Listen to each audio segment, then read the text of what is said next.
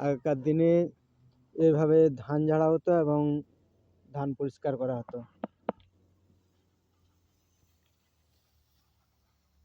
বর্তমান যুগে মেশিন চলে এসছে, তাই মেশিনের বেশিরভাগ ধান হুঁকা হচ্ছে, কিন্তু এইভাবে ধান হুঁকে পরিষ্কার করা হতো।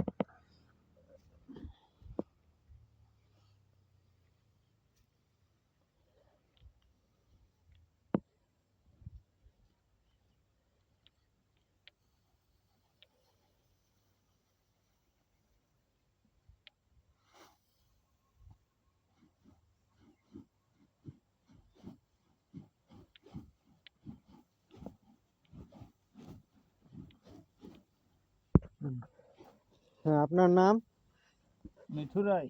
আচ্ছা, এভাবে ধান পরিষ্কার করলে কি ধানের ময়লা সব চলে যায় না?